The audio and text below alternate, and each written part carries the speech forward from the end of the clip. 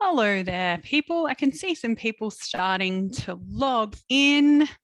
Welcome. If you've just logged in and joined us, you're in the right place. This is the Life Without Barriers Victoria Zoom webinar where we're going to be talking about all things foster care. So I'm really excited to have a bit of a chat with you. I can see some people starting to log in. As you're logging in there, please let us know where in Victoria you're joining us from. And you can do that by typing into the chat box. So perhaps up the top of your screen, depending on what kind of device you're joining us from, up the top of your screen, you'll see a little icon with a chat box there. Otherwise, you might need to look at the three little dots that say more and type into the chat box there.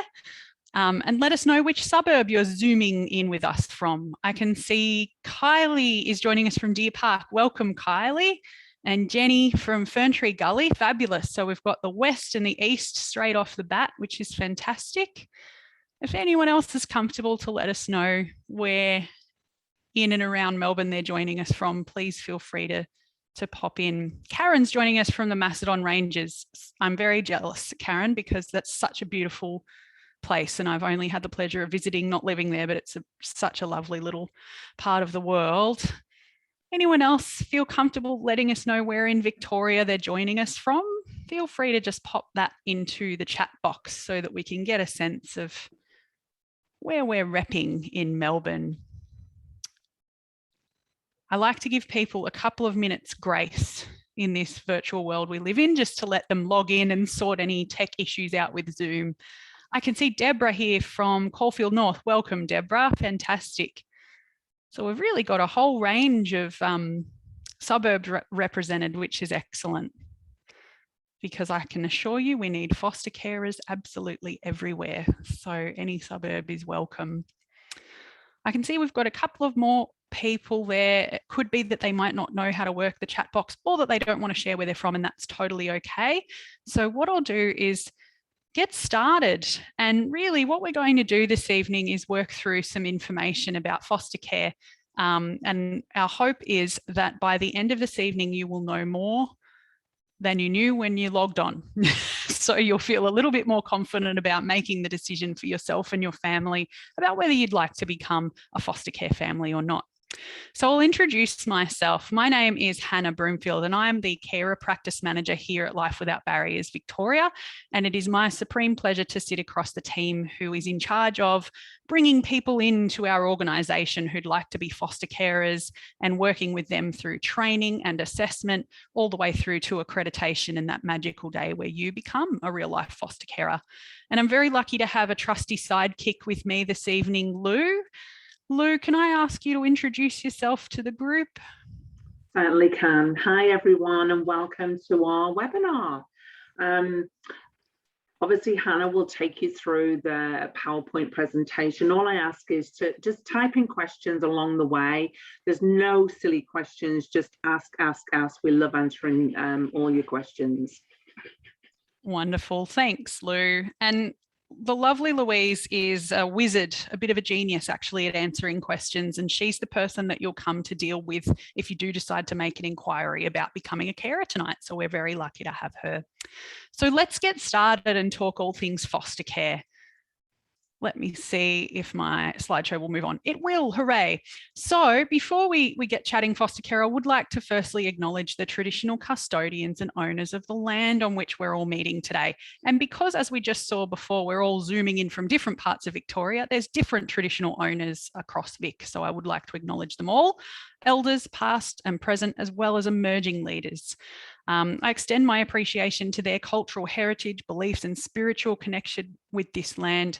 And I acknowledge my gratitude that we share this land today, my sorrow for some of the costs of that sharing, and my hope and belief that we can move to a place of equity, justice, and partnership together. So a little bit of an overview about where we're going to go this evening, a little bit of a roadmap, if you will. What are we going to talk about? Foster care. But firstly, we'll talk a little bit about Life Without Barriers, the organisation Louise and I work for. We'll talk about foster care, what it is, what it looks like, some of the expectations. We'll talk about children in care and some of the stories that we see coming through foster care. We'll talk about becoming a carer and the process that's involved for you and for your family. And we'll answer some common questions. There's some really common ones that Louise and I hear all the time, every day from people. So we'll work through those FAQs, as it were. And then what we'll do at the end is come to any questions that you have put in the chat box throughout the presentation. So please don't hang on to your questions and potentially forget them. If you think of something that you'd like to know a bit more about, please feel free to just pop it in the chat box and we'll come to that at the end. At the very end of the presentation, after we've answered all those great questions, we then give you a few options about how to continue the conversation if you would like to, and potentially even pursue an inquiry with us about becoming a carer. Hooray! So let's get started. So, life without barriers, and I might say LWB throughout the presentation. It's a bit of a bad habit of mine.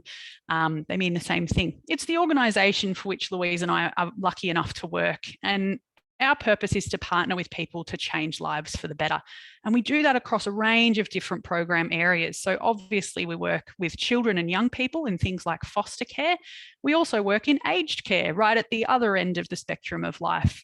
We also work with refugees and migrant families. We work with people with disability. We work with people with mental health issues as well. There's a whole range of different pockets of work that Life Without Barriers does across the country. And as you can see there, we support quite a few thousand people, 23,000 to be exact, and we're present in over 400 communities across the country. So we really are passionate about tackling social issues head on, and that's really the ethos of what we do here at Life Without Barriers. We do have some values that help to guide what we do here at Life Without Barriers. We build relationships, we're imaginative, we're respectful, responsive, and courageous. Those are the things that really, before you come and work for us or become a carer with us, if you have these things going for you, it probably means you'll be a really good fit and really enjoy working with us. So that's a little bit about Life Without Barriers. Let's now talk about foster care, the really exciting stuff that we're here for. So what is it, firstly? For children who need time away from their family, foster care is really about providing a soft place to land for these kids so that they can heal and grow from the experiences that they've been through. Foster care is temporary care at the heart of it, so it's not necessarily forever. It might be for one night, it might be for 1 week, it might be for a year, or it might be right through until the child is actually an adult. So there's any number of different ways that foster care might unfold.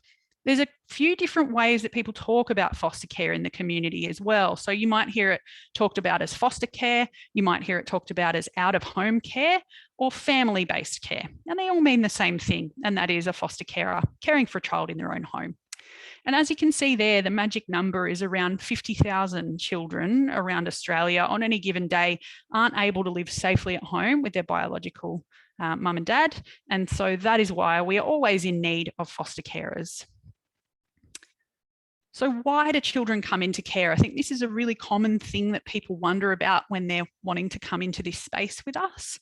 And you can see here a little bit of a snapshot of some of the reasons we get children coming into the foster care system. So obviously abuse of a physical, sexual or emotional nature has a really severe impact on children, and that might lead to them coming into foster care. Neglect is also something we can see quite commonly. And what I mean by neglect is a situation where children aren't actually given the age-appropriate supervision and nurture to ensure that they can develop to where we would expect them to be for their age. So that's what we mean by neglect. There might be things like parental mental health conditions going on that mean that mum and dad aren't unable to safely care for the kids at home right now, so they need to go to somewhere else. One of the parents may have passed away. This can actually happen. And when those families don't have a network of support around them, there's nowhere for the kids to go when that happens. And that might be a reason that we have kids come into care.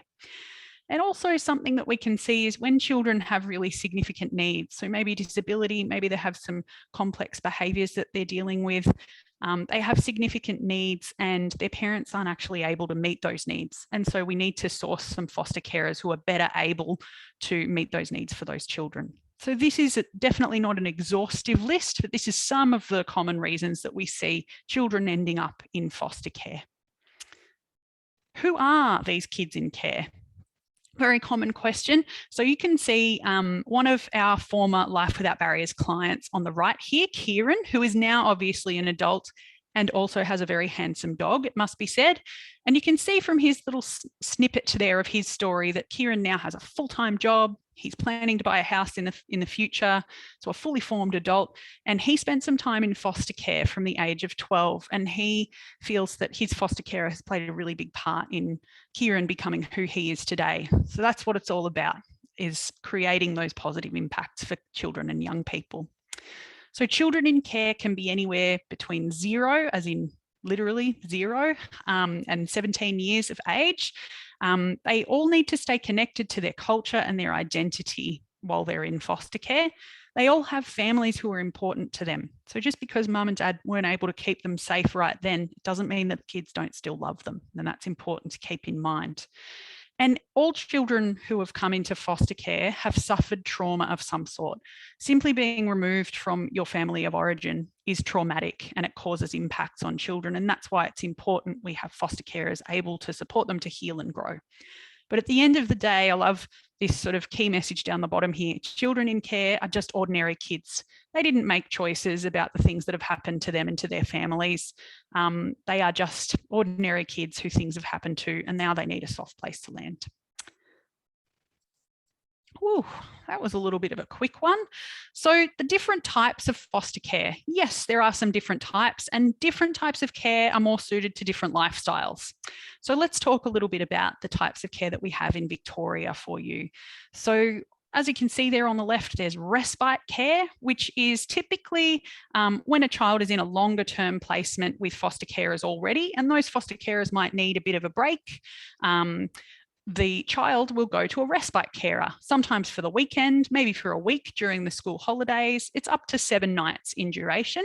And it provides the full-time foster carers for a break, but it also gives the child in care an opportunity to mix in different social circles, to eat different food, to stay in a different house, and ultimately to learn that there are lots of different adults who care about them and their needs. And that's a really positive thing for kids in care to learn. Then we can see over on the right there, emergency care, which is almost exactly the opposite of respite care. It's not planned, it's urgent and immediate, and it might be 3 a.m. or it might be 3 p.m. or it might be any hour in between that you might find yourself being called with an emergency placement in foster care. So we need flexibility from our emergency carers. And that might be for one night a child requires an emergency placement, or it could be for a week, or it could be anywhere up to 4 weeks at a time. And that's the maximum. Then there's short-term care, which is anything up to 6 months at a time. And short-term care we typically see when difficult situations are being resolved at home. So for example, maybe mum or dad have some complex mental health issues they need some support to resolve so they can then safely care for the children again. Or perhaps we don't know yet what we're going to do with these children long term. So while we work those things out, we're going to pop them into a couple of months placement with a foster carer who can keep them safe and help them feel stable until we're ready to make our next move. So like all of our care types, short-term care does need to feel safe and needs to represent stability for children so that they can heal and grow and build their relationships with their biological family while they are in that placement. Then we've got long-term care over on the right here. And long-term care is anything from 6 months plus. So it might be 6 months and 1 day. It might be anything up to the child turning 18 and becoming a legal adult. Really what we're looking for from long-term carers is a commitment to supporting children towards adulthood. And again, that sense of stability becomes really important in long-term care. Long-term care doesn't mean forever though. Some children who get placed into long-term care do end up going back and being reunited with their families. Not all, but some. So there's no guarantees there that it is forever. Because as I said at the start, foster care in the state of Victoria is temporary care at the heart of things. So that's a little bit of a nutshell explanation of the different care types that are available to apply for in Victoria. So in Life Without Barriers, we are guided by something called CARE, Creating Conditions for Change. And that is an evidence-based therapeutic model of working with children and young people and families so that we can see children heal and grow. And as you can see there, there's 6 fundamental principles that underpin care, and that is being relationship-based, developmentally focused, trauma-informed, family-involved, competency-centered, and ecologically oriented. What all of that really means at the heart of it is that we're really focused on providing safe and relationship-driven environments for children to create the positive conditions that they need in their lives to change their behaviour and develop the skills that they need to negotiate life as a kid and also as an adult. So that's really what we're focused on doing at the heart of it at Life Without Barriers. And these are the things that guide our everyday decision making and the way that we work with our foster carers as well. So that's a little bit about care, creating conditions for change. And here we have some stories of foster carers, because I think lots of people want to know what kind of people become carers, what kind of people grow up in foster care. At the end of the day, what we know that we need is carers with attributes and beliefs that are good for children. That's what we're looking for. And a great way to understand what we mean by that is to have a bit of a look at some stories of our carers and also children who've grown up in care and are now adults. So we can see here on the left the lovely Stacey, and Stacey's now at university and she's studying to be a social worker, and she came into foster care and remembers how important it was to her that her foster care family made her feel part of their family. So she was included. That was something that was really important for her. In the middle there, we can see Chris and Sofiane, who provide long-term care for 0 to 5-year-olds, so for little ones. And they really wanted to commit to a child and make them the centre of their life, but they didn't think it was possible for them at their stage of life. And fostering created a pathway for them to be able to meet the needs of little ones. And then we've got our beautiful Gwen over on the right-hand side, who provides long-term care for 12 to 18-year-olds. And it kind of says it all in that first sentence. Gwen loves children. So it's wonderful that she's been able to extend that love and provide for other people's children as well. And over the last 6 years, she has been looking after 2 teenagers who are siblings. And what's wonderful about that story is that Gwen has allowed those siblings to continue remaining connected to one another and living under the same roof. And that's something really special that foster care can offer as well. You'll notice there's a little play button under each of our stories. That's because they all correspond to a video or a written story on our Life Without Barriers website. And you can go and check out all of our carer and young people stories at your leisure. I highly recommend that you do, because it really gives you an insight into some of the things that we're looking for in foster carers. So a little bit more about what we're looking for. Again, it's not about, what car you drive or what kind of house you live in. None of that. It's really about the kind of person that you are and what that means about what you can offer to a child. So there's some statements here, and if you feel like some of these resonate with you, it's very likely that you have what we're looking for. So things like having time to spend with children is important, or time to invest in spending with children. Wanting to help children return safely to their families. And that's something really magic that you can be part of as a foster carer, making a difference in the life of a child, but also being a part of putting a family back together. That's really special. Believing in children and having the belief that all children will do well if they get the right support behind them. Wanting to share your home and resources with children who need help. Trying to understand why children do things. That's an important part of being a foster carer, being a bit of a detective. Helping a child manage tough feelings of missing their family, because that's something these little people do have to cope with and manage while they're living away from them. And believing that it's important that children are made part of your family and made to feel that they're included and that they're welcome. These are the things we're really looking for. And there's a little list here on the right-hand side about, some of those underlying virtues and characteristics that we hope foster carers will have. Again, it's not about the house you have or the car you drive. It really is more about the person that you are and how that might translate into providing really good quality care for children. So let's talk about who can be a carer and work through some of the nitty-gritty details here. It's likely that you can, and carers, I think there was some myths and stigmas that used to make people think that it was very discriminatory and prohibitive to become a carer. That simply isn't the case. It is quite open. There are some criteria that you do need to meet in the state of Victoria, which I'll just talk you through briefly now. So you do need to be over 21 with relevant life experience. And what we mean by relevant life experience is it's helpful if you've met a child and interacted with them and have a little bit of insight into some of the things that children need to develop and grow. You need to be well and healthy because the role of foster carer can be quite demanding. So we need to know that you're up for the task. You do need to be financially stable and have a regular source of income.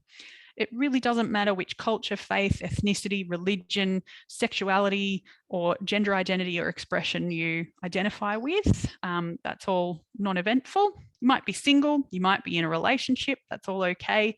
You do need to be willing to undergo background checks. And what I mean by background checks are things like police checks or working with children checks, that sort of stuff. Really easy ways for us to try and start making sure that we're only accrediting safe and suitable people for these vulnerable children. Some stuff about your home and your family there as well. You might be a parent or not, that's totally fine. You might rent a home or you might own it, that's also totally fine. You do need to have a spare room in your home for the child to live in. You do need to have a car and a license, and everyone in your household needs to be an active and willing participant in the process of becoming a foster care family. So you can't just go rogue and decide that you're all going to become a foster care family. Everyone actually has to be aware of it and ready for the change. So a little bit about becoming a carer and what that process looks like. It's pretty simple. There's a number of different discussions, I suppose, that happen at different along the way.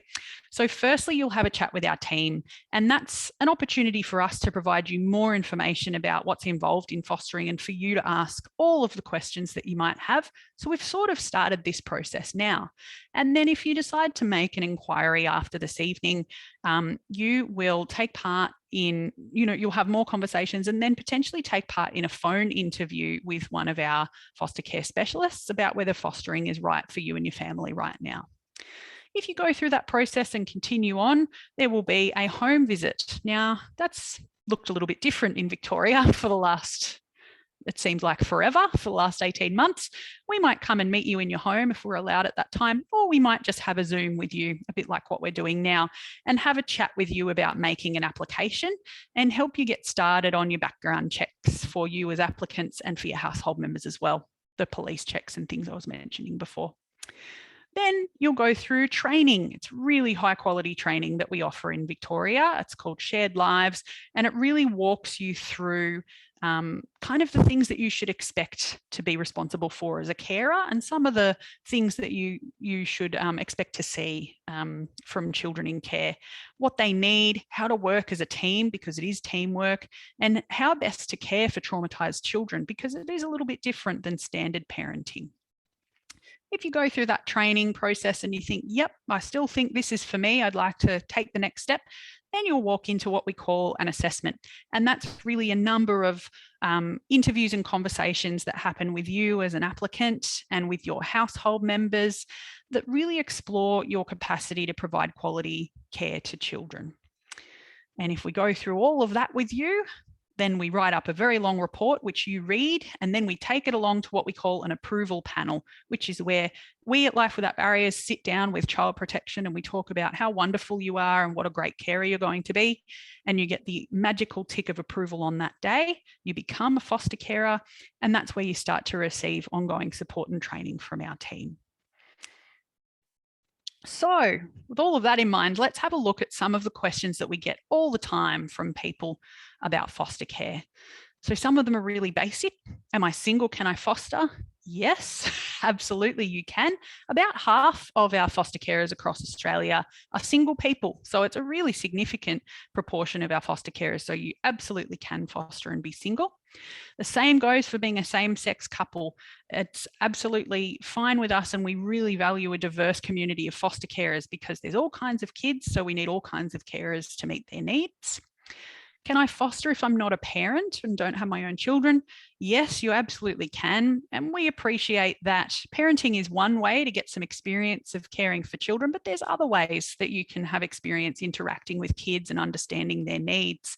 And even sometimes, if you've got quite limited experience with children, we can still see that you've got the personal attributes and the potential to be a great carer, and we might work with you on that as well. So a little bit about your home. Do I need to have a spare room? Yes, you do. That really helps children to feel like they are safe and that they have a place to belong, which they might never have had before in their lives. When it all maybe gets a little bit too much for them and they might get overstimulated in the environment, they can retreat to that room that's all theirs and know that they have a place to belong and to feel safe. And that's why it's so important that kids in care do have their own room. Do I have to own my own home to be a foster carer? No, thank goodness, because in Melbourne at the moment, it's damn near impossible to buy your own home. You do, however, need to demonstrate that your premises, wherever you live, are safe and suitable to foster. So you might rent, you might be in public housing, you might own your home through a mortgage, or you might own it outright. All of those things are absolutely fine. We just need to see that it's a safe and suitable place for children to be raised. A little bit about your family. Can I be a parent and foster other children at the same time? Yes, you absolutely can. Obviously, if you've got kids in your home, we need to consider that situation when we're making decisions about the best kind of age and needs level of children to place in your home with you and your family. Generally speaking, what we try and do is place children with families who are younger than their youngest child. So if you have a 7-year-old child and that's your youngest child, we don't tend to rock up with 16-year-old triplets and think it's a really good idea to place them with you. We would be trying to place children who are younger than your youngest. Will all my family be involved in the assessment process? Yes, they will. Everyone in your household will be part of it to some degree because we need to be satisfied that everyone is on board with becoming a foster care family and that they understand what fostering is and that they're ready for the significant change that it can bring into their home. And I'll talk a little bit more about the assessment process shortly. A little bit about the child in care. This question, how are children matched to foster carers, is a really good one. So as I've mentioned a few times now, we do that really thorough assessment process with you and your family and household. So we get to know you quite well. And then we get information about the child who needs a placement once we've gone through that assessment with you. So we look at all that information about their unique needs and the parts of their identity and the things that really they're expecting on a day-to-day basis. And we look at all that information about the child. We look at all the information we've gathered about you and your family and any other available families we have. And that's how we make a decision about which is the most compatible match. So that's what making a match looks like in foster care. Can I choose the age and gender of the child? To a degree, yes, we always take your preferences into account. And what you can see there, our assessors will work with you to recommend, what child is going to work best in your household, given your skills and preferences and household dynamics. But it's really important, I suppose, the caveat I would offer there is that if you're really specific and rigid in your preferences, it's really hard for us to make a match. So if you're sort of saying, well, I only want to care for children who are aged between, 3 and 3.5, and they have to be a boy and they have to have blue eyes, it's very unlikely that we're going to be able to find a match for you straight off the bat. And so we as an agency might find it a bit difficult to work through that assessment process. So flexibility is key, but your preferences are absolutely taken into account. A little bit more about the child in care. This one sometimes surprises people, I think. Do children in care have ongoing relationships with their family? In most cases, they do. We know that for kids in care, maintaining that connection with their family and with their culture and with their community is really important to secure good long-term outcomes for those kids. And don't worry, as a foster carer, you're not sort of left to manage all of that on your own. You have a whole care team devoted to you and to the child in your care to help you out with all of those connections and to make sure that it's really safe for everybody involved. Safety is paramount. And this question we do often hear as well. What happens if I get a child in my care, but the placement just really isn't working out? So there's a few things to consider there. Number one being that stability is absolutely what we need for kids to do well.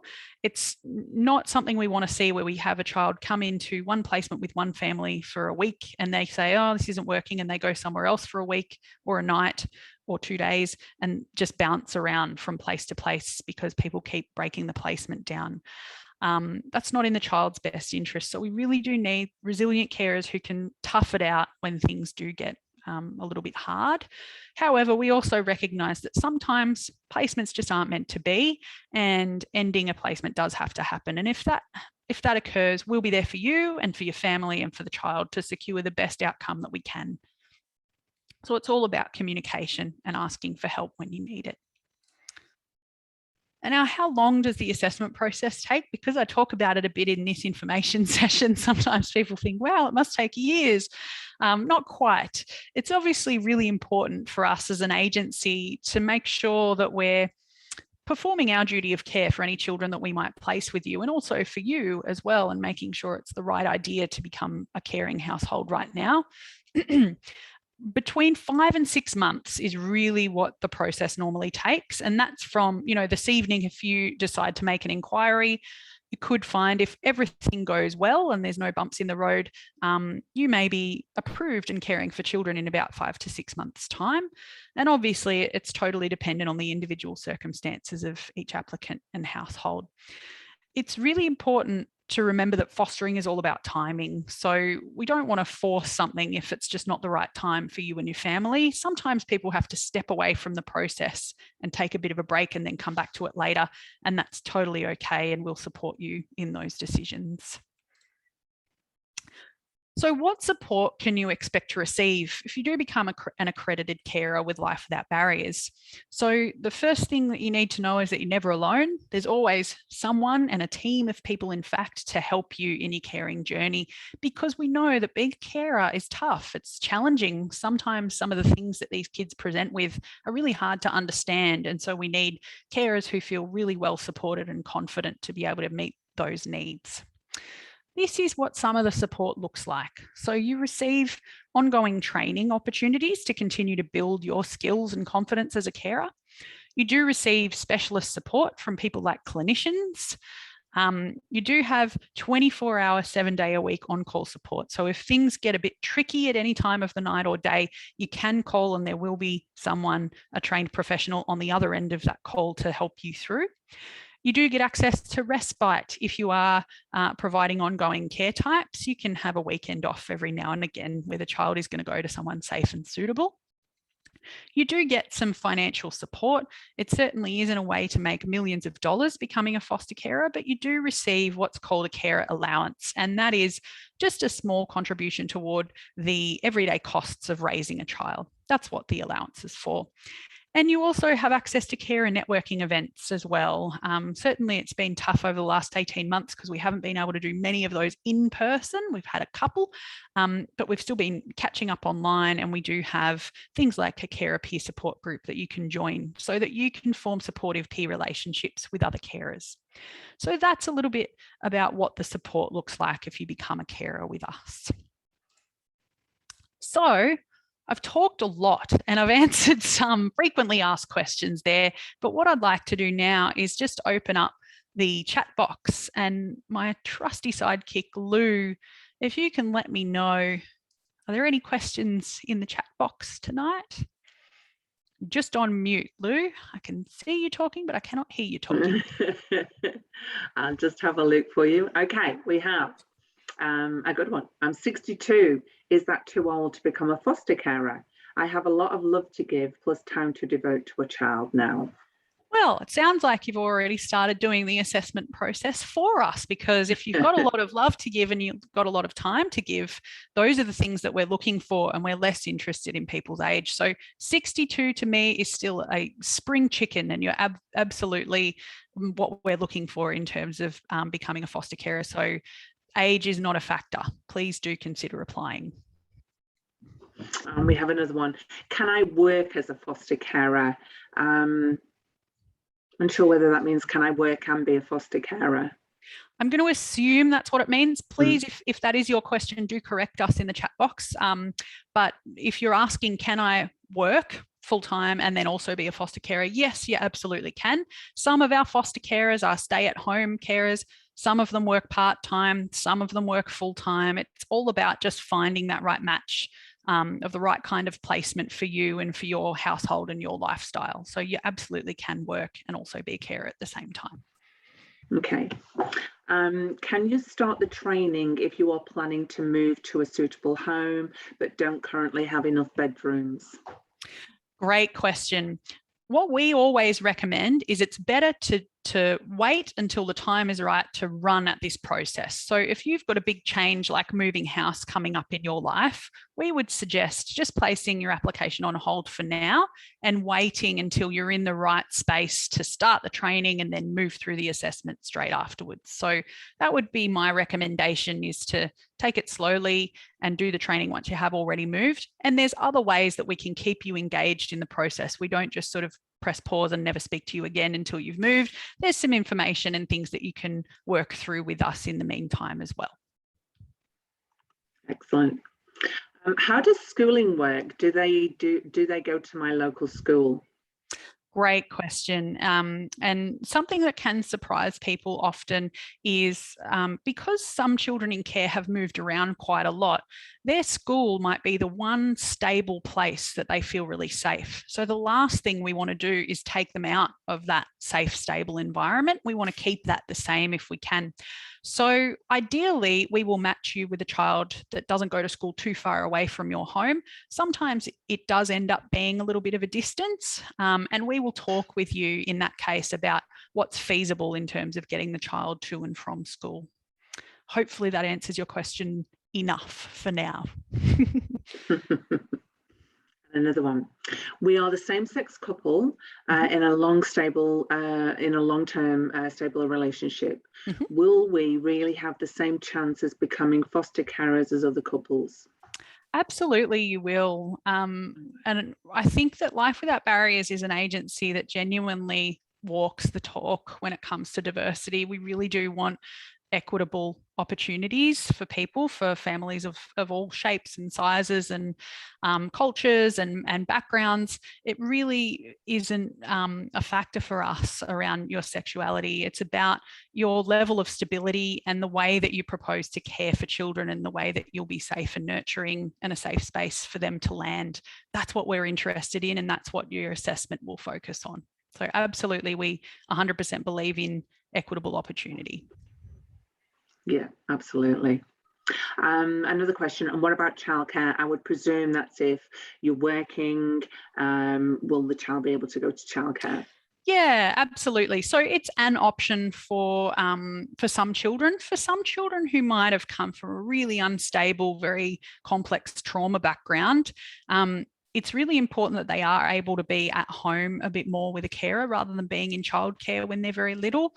But we'll always discuss those referrals and placement options with you so that you can make a decision about what kind of placement will work for your family and your lifestyle. So it is absolutely an option for some placements.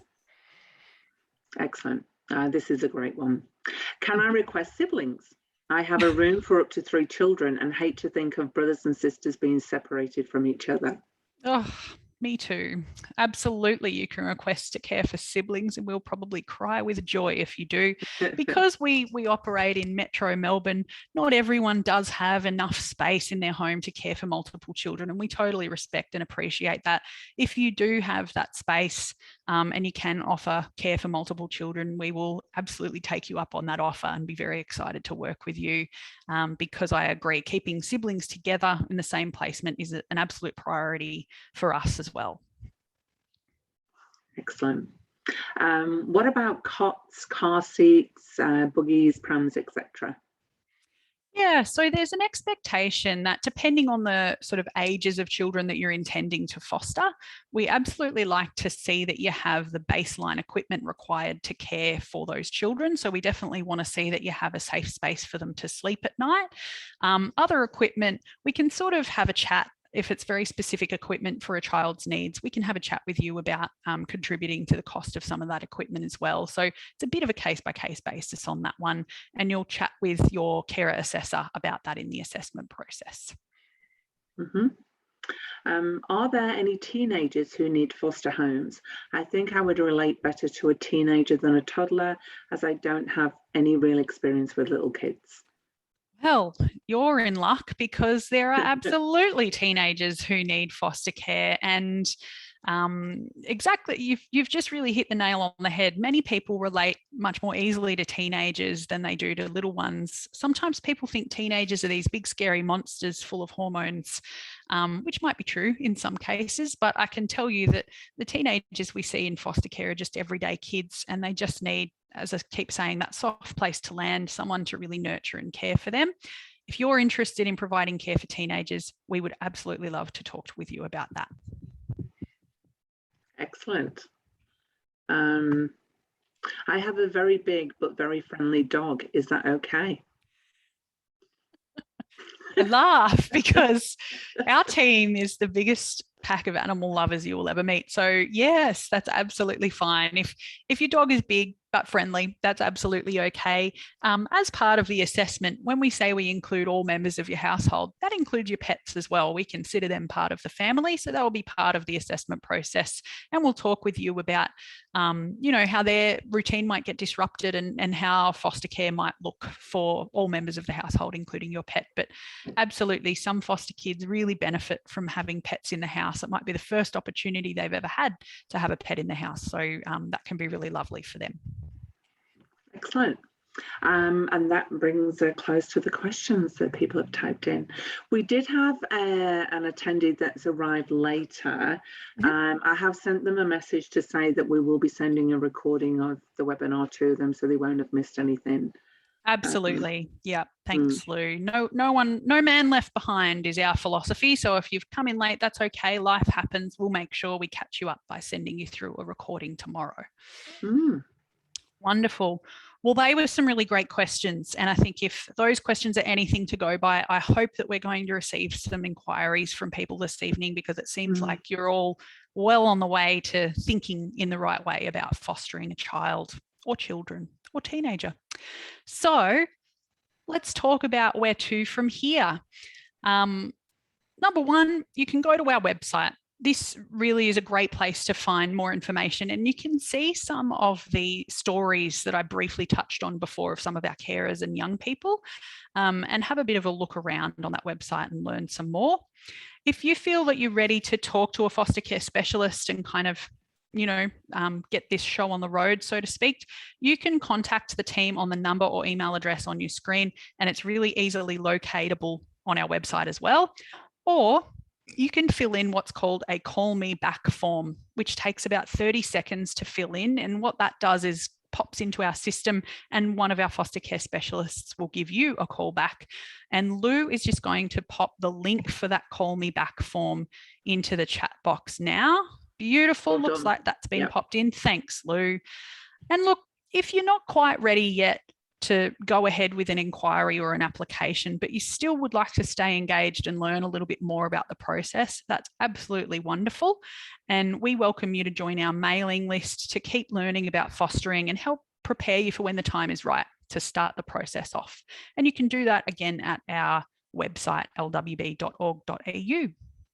So some nice options there to continue the conversation. I suppose really tonight is a very brief overview, and hopefully it's given you a little bit of an indication about whether this is a good idea and something you'd like to pursue. And we encourage you to have some more conversations with us using these options here to find out some more and hopefully move along in the process. So that's all she wrote, folks. I'd like to thank you very much for taking the time to come and be with us this evening and talk all things foster care and ask some really wonderful questions. Thank you. But for now, we will log off, and we hope to see you again in the near future. Thanks, everyone. Thanks, guys.